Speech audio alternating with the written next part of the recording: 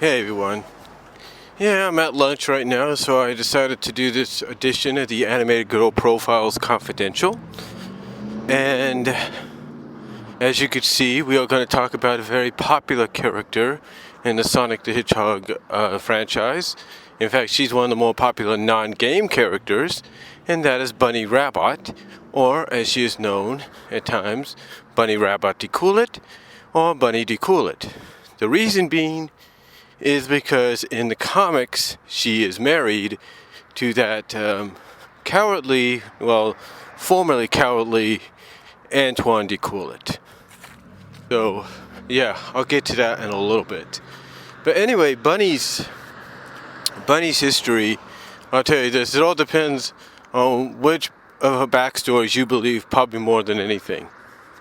You see, when the comic first originally started,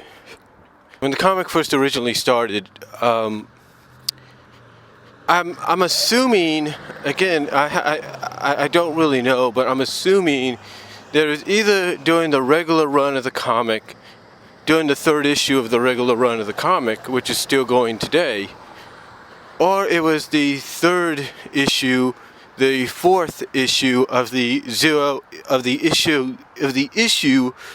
0 to 3 miniseries. And what I mean by issue 0 to 3 is in that issue is basically Archie Comics, along with other kind of comic book publications, to test out how people would feel about a comic book based on a franchise of sort. They would basically issue out or get the license to test out how people would feel about it. So they would produce maybe 4 or 5 issues of a comic to see how fans would be acceptive of a comic book, like I said, based on that franchise, based on that character, or as well as characters associated with him. So basically, that's what they did. They decided to test out the audience and see if they were willing enough to want to read about Sonic the Hedgehog in his adventures in comic book form. Now, this was at a time when Sonic was also getting ready to be adapted into animated form for television. Long story short on that, originally it was just supposed to be a one cartoon deal, but something happened that had ABC decide, hey, we see the potential, but we don't want this. We want something different.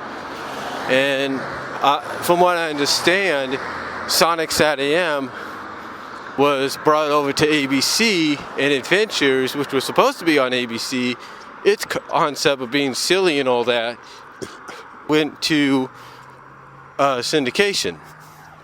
Now, what that has to do with Bunnie, you might ask, is in a test promo and kind of an intro promo that was seen, that you could actually, it's kind of a prototype intro that was seen at CES in 1993, early CES 1993, I believe. All the characters were designed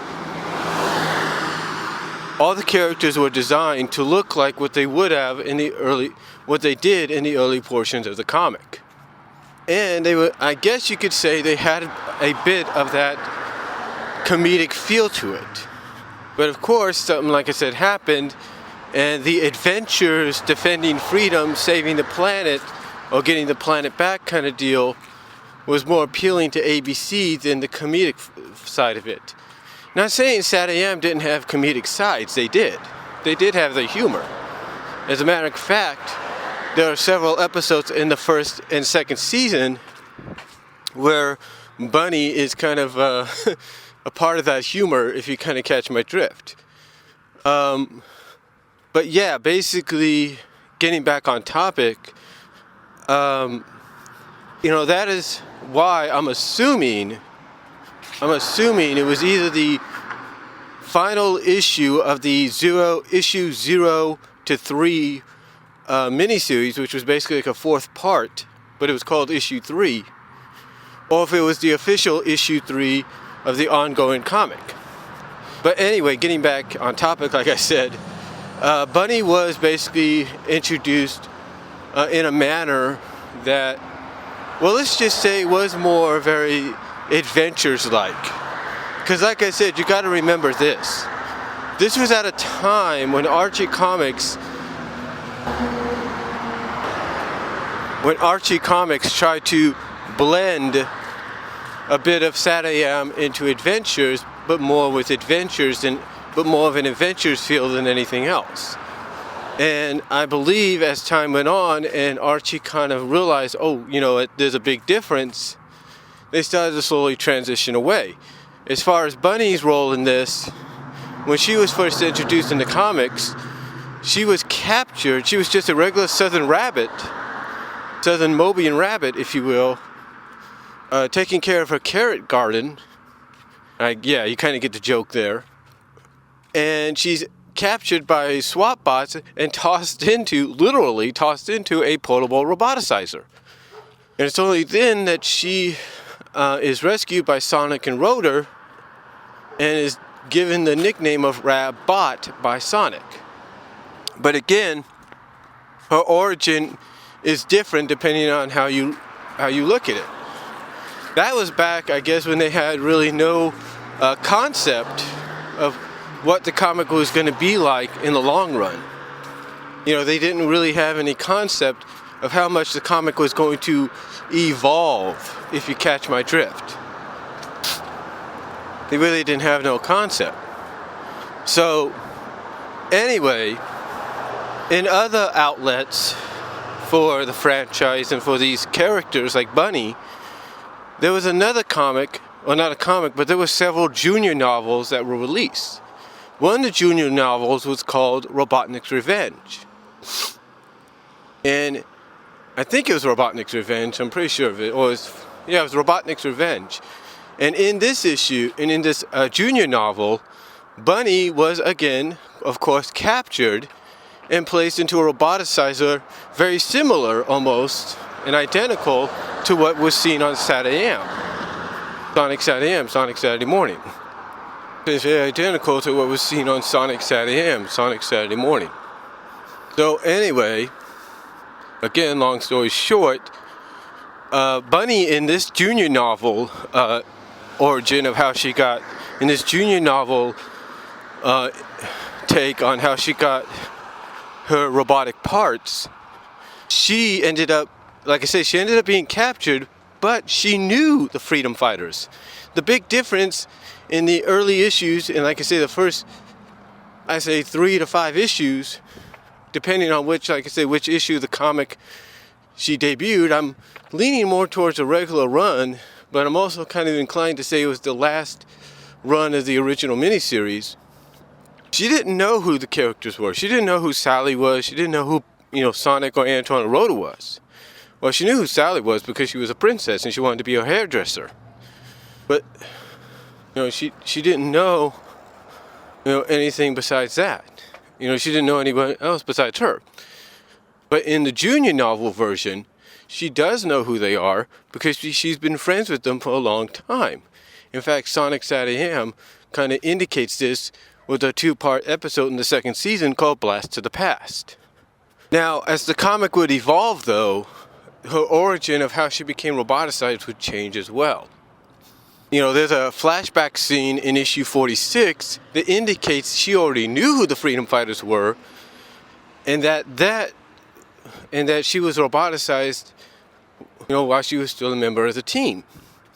In other words, the incarnation of the freedom fight of her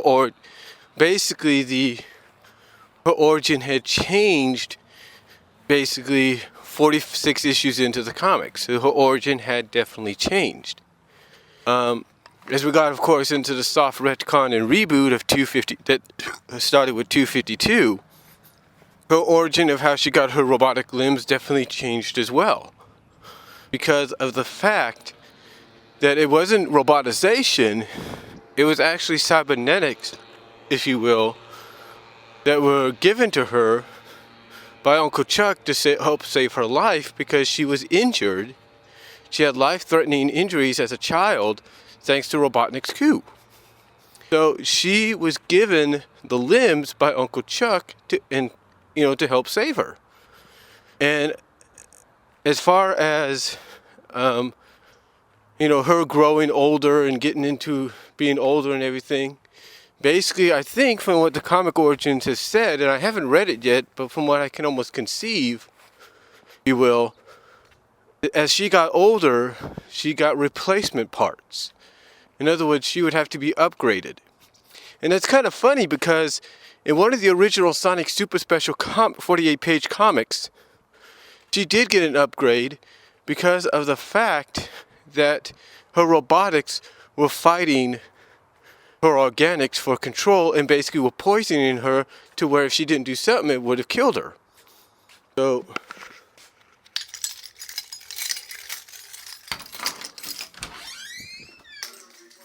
it would have killed her basically. So she had to make a choice, either test out robotization, and that's the bird in the background, just got into my house, test out de-robotization and see what happens, or hold on. Like I said, kind of test out de-robotization and risk maybe death, which would risk probably being killed by it, or just stick with upgrades. And after Antoine basically says, "Hey, I'll love you no matter what," she decided to go with the upgrades. I thought it was pretty cool. Decided to go with the upgrades, which again, like I said, I thought was pretty cool on her part to do. Now, what's funny about this, and speaking of Antoine,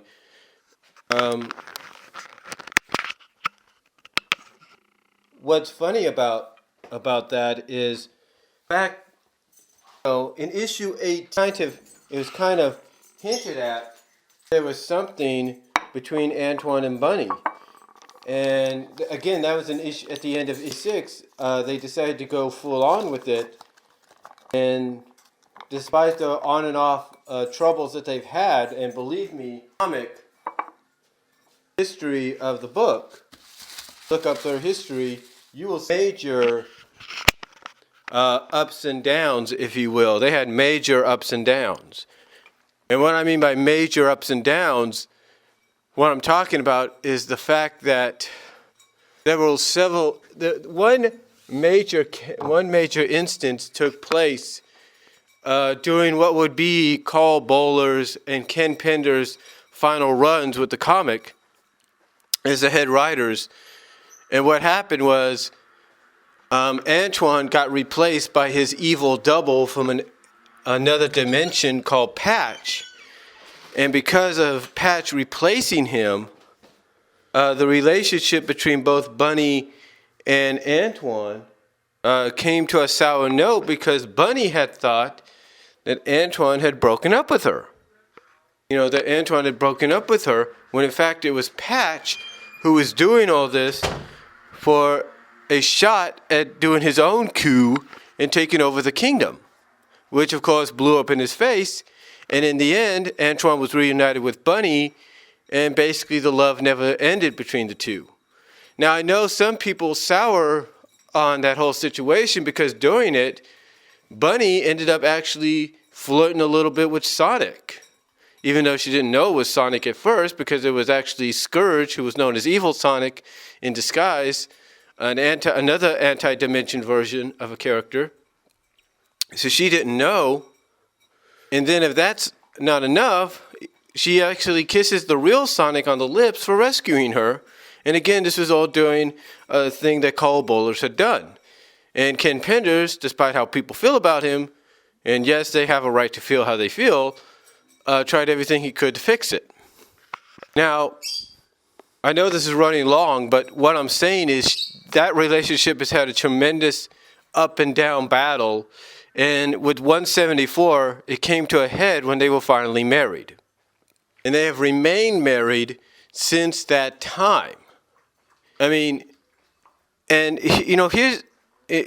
since that time, and what I'm talking about is even in the new soft reboot retcon, they remain married because thanks to Nicole and her absorbing a bit of the Genesis wave energy, she was able to reinstate the memories of the old timeline and make them realize, hey, you two were always married. So that was pretty cool. So that's pretty cool of Archie Comics and Sega to let that happen, or to allow that to continue. Now, here's the one thing about Bunnie's new origins in the reboot, like I mentioned earlier. Some people are fans of it and some aren't. The reason some are not fans is due to the fact that it makes her wanting to be human again, or flesh and blood again, obsolete. Because in the old timeline, she always wanted to be flesh and blood. And one thing happened, and what happened towards the end of that old timeline is she got her wish accidentally, if you will, by Nagas trying to remove the crystallization on her that she ended up getting, thanks to him interfering with a fight between her and whatever they were fighting. And instead of just removing the crystallization, he ended up removing her roboticized parts as well. Now, this caused what a lot of people would assume was an identity crisis for Bunnie, because now she's like, what use am I? I'm not half cyborg. I'm not powerful anymore. I'm not strong. What use am I? And then when Antoine in the old timeline gets injured and put into a near-death coma, she basically makes a drastic change, like, you know what? I was more helpful when I was half robotic. So what she does, and if this would have worked out, and we kind of got a hint at what would be, she ends up going to her uncle Beauregard, who was a Dark Legion Grand Master, a sympathetic one, that is. And she ends up going to him to basically get her roboticized parts back, get her robotic limbs back. So, but thanks to the new continuity and the new timeline, that all got wiped out. That all got erased. So in the long run, Bunnie, remains half roboticized or half cybernetic. And again, some people are not fans of it because it basically defeats the purpose of her wanting to be flesh and blood again. But here's what's funny. Aaliyah Baker, who is Ian Flynn's wife, is currently writing a story called Hidden Cost. And here we learn a little bit more about Bunnie, especially in the more recent Part 2 version of it, where she basically tells the girl she's fighting, which would be her rival, I believe, Cassidy, hey, I never wished for this. I didn't want to be robotic. I didn't want this. But she had no choice because of what happened to her, because of her being on death's door. She didn't have a choice because of her life-threatening injuries. So, yeah, at least if you like, at least whether you don't like it or not, at least with Aaliyah Baker's Hidden Cost story, she's justifying that, hey, Bunnie didn't really want this and doesn't want this, but she's living with it because of the fact that it's keeping her alive. It's kept her alive and it's strengthened her. It's made her stronger. So, yeah, to say Bunnie's had a really interesting history as a character so far, that would be an understatement. So, but overall, she's one of the more popular characters, sometimes even more popular than Sally, believe it or not. And that's the truth. She's even more popular than Sally. But overall, Bunnie Rabbot is one of those characters that people just like. They just gravitate to anytime they see her. In fact, a lot of people actually love the fact in the comics, and even in one episode, Ultrasonic, and for a brief period at the end of Sonic and Sally, where they saw them team up. And I think they saw her and Sonic team up. And that's always been to me, in my personal opinion, and I know some would agree, something that we all get a kick out of, because here you have the two most powerful freedom fighters teaming up together to kick some butt. You know what I'm saying? And especially when you take a look at her return, I think in 255, I believe. In issue 255, you get the idea. So overall, you know, Bunnie has had a tremendous history. Still, again, one of the more popular characters out there, if not one of the most popular, and sometimes maybe more popular than Sally. Sonic non-game characters there is. And if you don't believe me, Bunnie recently got the same treatment that Sally did, where someone hacked into one of the original Sonic games, the first one I believe, and put her in it as the playable character. So instead of playing as Sonic, you're playing as Bunnie. So yeah, that might show you how popular she is there. So, but that's all I'm going to say on this edition of the Anime Girl Profiles Confidential on Bunnie Rabbot.